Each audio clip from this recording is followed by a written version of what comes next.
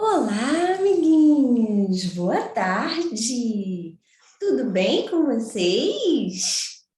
E aí, vocês estão se cuidando? Lavando bem as mãozinhas? Muita atenção, tá, meus queridinhos? Porque a nossa vida já está voltando ao normal, graças a Deus, mas a pandemia ainda não acabou. Então, precisamos continuar com os nossos cuidados, não é? E vocês estão obedecendo a mamãe e ao papai direitinho? Ah, muito bem.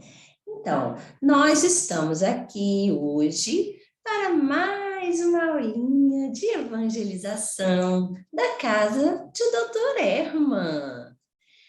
Antes de começar a nossa aulinha, nós vamos fazer uma coisa muito importante, que é conversar um pouquinho com aquele nosso amigo, o Evangelho. Nós vamos ler hoje o capítulo 4. Ninguém pode ver o reino de Deus se não nascer de novo. No item 25, que fala sobre a necessidade da encarnação.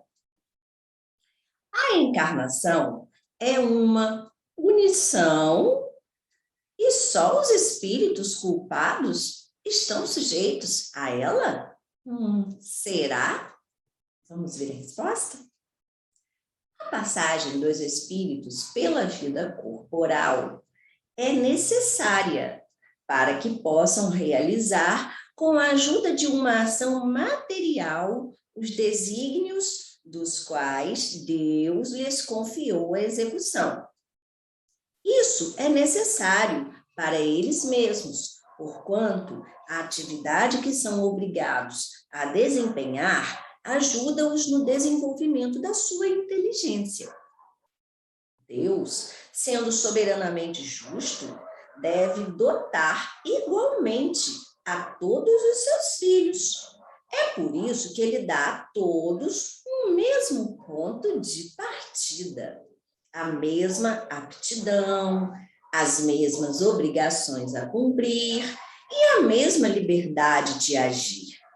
Qualquer privilégio seria preferência, e qualquer preferência, uma injustiça. Mas encarnação é apenas um estado provisório para todos os espíritos. É uma tarefa que Deus lhes impõe no início de suas vidas, como primeira prova do uso que farão do seu livre arbítrio. Aqueles que realizam essa tarefa com zelo transpõem rapidamente e menos penosamente esses primeiros degraus da iniciação e desfrutam mais cedo do resultado do seu trabalho. Aqueles que, ao contrário, fazem mau uso da liberdade que Deus lhes proporciona, retardam o seu adiantamento. É assim que, por sua obstinação, podem prolongar indefinidamente a necessidade de reencarnarem. É aí que a reencarnação torna-se um castigo. É uma mensagem de São Luís, Paris, 1859. Então, meus amiguinhos, como nós lemos aqui, Deus é bom, justo e não dá privilégios a ninguém. Todos nós estamos sujeitos às leis de Deus e cabe a nós o nosso progresso.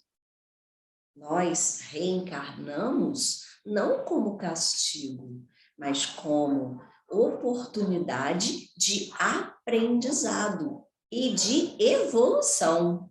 Então, se nós temos a nossa liberdade de escolha, que é o nosso livre arbítrio, nós temos que fazer boas escolhas para que o nosso espírito consiga evoluir mais rápido. E aí, evoluindo mais rápido, consequentemente, passaremos por menos sofrimentos enquanto tivermos que reencarnar. Não é, meus amiguinhos? Vamos fechar os olhinhos, então, para fazer a nossa prece? Deus, nosso Pai querido, Jesus, nosso mestre e amigo de todas as horas, espíritos amigos e benfeitores que nos amparam, é com muita alegria no coração que pedimos a permissão para iniciar mais uma aulinha de evangelização da casa de Doutor Erro. Fique conosco, Senhor, hoje, agora e sempre, que assim seja. Então, meus amiguinhos, hoje nós vamos conversar sobre as questões 266 até a 273 de O Livro dos Espíritos. E nós vamos falar nessas questões sobre a escolha das provas. Como assim, tia? É a prova da escola? Não, não é a prova da escola, não. As provas da vida, as situações pelas quais nós passamos em nossa vida, para quê? É porque Deus castiga a gente? Não, Deus não castiga ninguém. É para o nosso próprio aprendizado. E nós vamos ver que muitas vezes as situações difíceis que nós passamos na vida são escolhas do nosso espírito antes de reencarnar. E aí, para a gente começar a estudar sobre isso, a tia vai contar uma história de um garotinho chamado João. Vamos conhecer a história dele? O Pequeno Herói Anônimo. Uma história de Luiz Roberto School, desenhos de Cristina Chaves, Sociedade Espírita, Casa do Caminho, bairro Jardim das Palmeiras, Porto Alegre, Rio Grande do Sul. A situação não estava nada fácil. O pai, há muito tempo, abandonara-os. Os irmãos mais velhos moravam nas ruas, vivendo cada um por si. A mãe, com uma doença que parecia não ter fim. Joãozinho, com 12 anos, é quem dava conta de tudo, fazendo biscates e pequenos serviços, conseguia cuidar da mãe enferma, ou seja, doente, e alimentar os 2 irmãos menores, preocupando-se com seus estudos, já que ele próprio não podia mais ir à escola.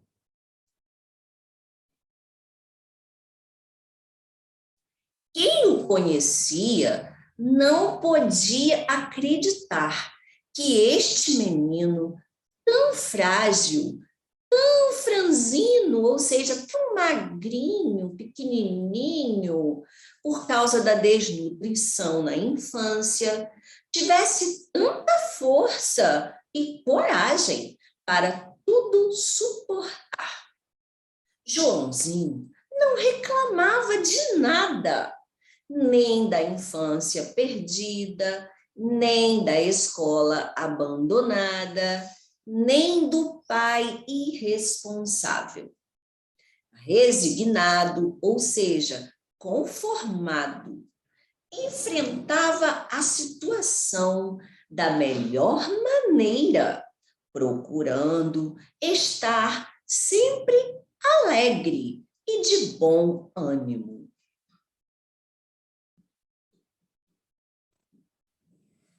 Do ponto de vista comum dos homens, Deus parecia injusto, colocando tanta carga de responsabilidade sobre ombros tão frágeis e desprotegidos.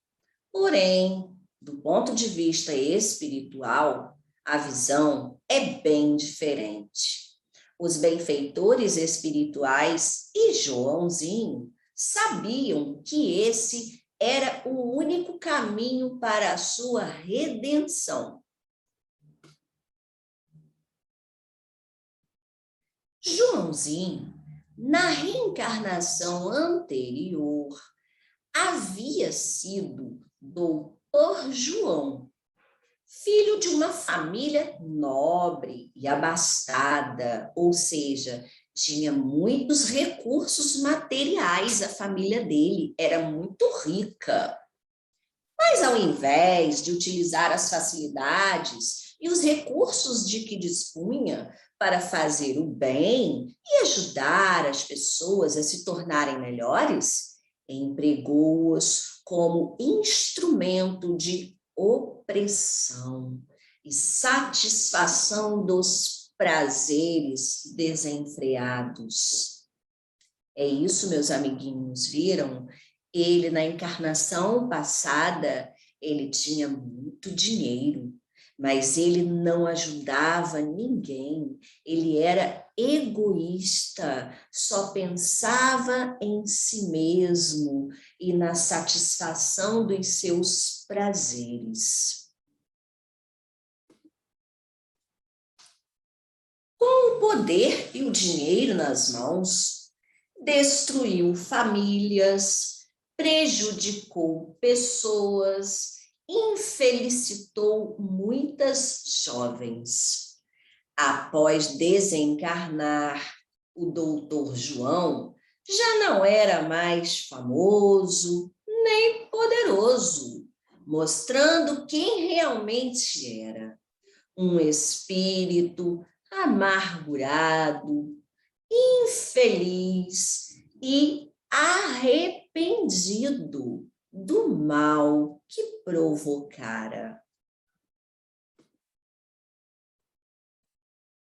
Com o auxílio dos mentores espirituais, planejou uma nova vida com muitas dificuldades e sofrimento, privado de todas as facilidades materiais, onde receberia em seu lar como familiares necessitados de seus cuidados, muitas pessoas que havia prejudicado na encarnação anterior. E lá vai Joãozinho, o menino que tinha tudo para ser triste e revoltado, feliz da vida, como um pequeno herói anônimo, amparado pelos amigos invisíveis, em busca de outro serviço para o sustento de sua família. Ele sabe, inconscientemente, que pediu e recebeu de Deus a oportunidade de resgatar débitos do passado e evoluir da melhor maneira possível, plantando e distribuindo sorrisos e amor por onde passar. Gostaram da história? Uma história linda, não é, meus amiguinhos? Viram como o nosso Pai, Deus, age com os seus filhos? É ensinando com amor, dando oportunidades para todos nós, para que possamos evoluir e aprender. Então, meus amiguinhos, analisando a história do Joãozinho, nós conseguimos perceber muito claramente a bondade de Deus. Mas muitas pessoas não entendem. Nós mesmos, às vezes, quando estamos passando por situações difíceis, reclamamos, às vezes até perguntamos a Deus por que aquilo está acontecendo com a gente, né?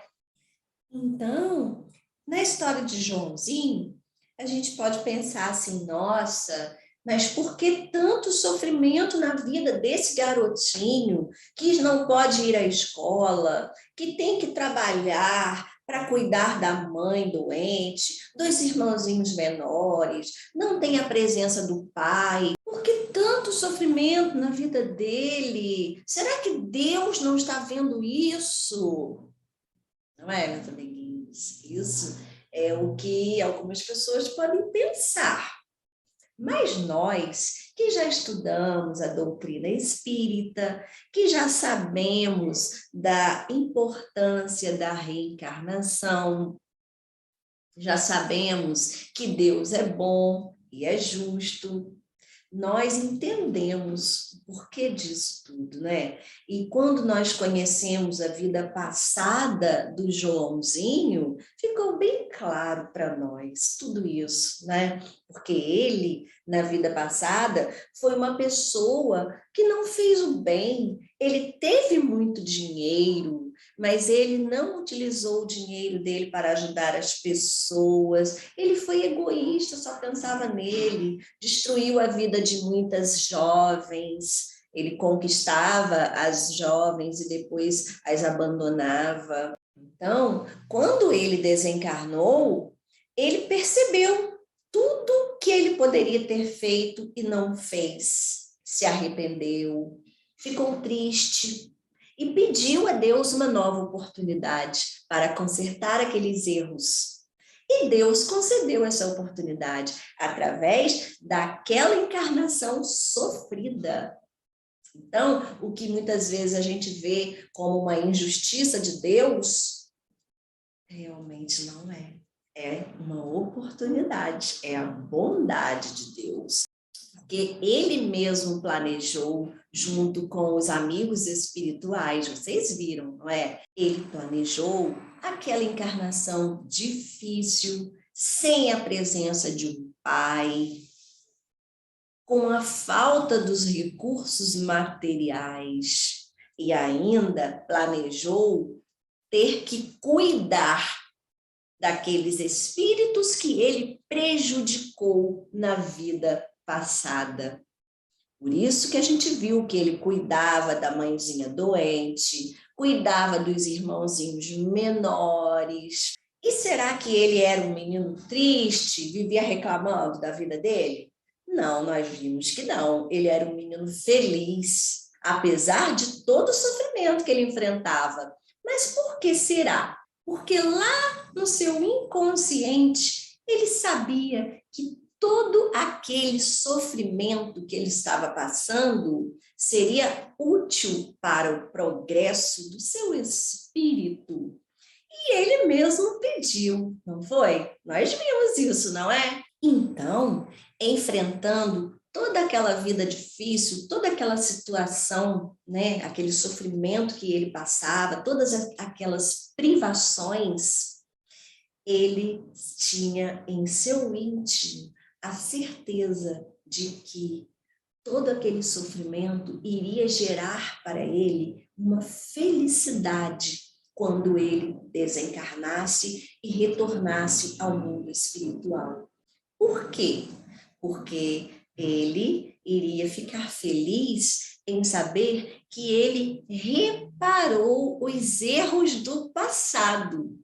Ou seja, os espíritos que ele prejudicou numa encarnação passada, ele conseguiu o quê? Ajudar os espíritos dos irmãozinhos que ele cuidava, da mamãe doente que ele cuidava. E é assim, meus amiguinhos, viram como a bondade de Deus está sempre presente em nossas vidas?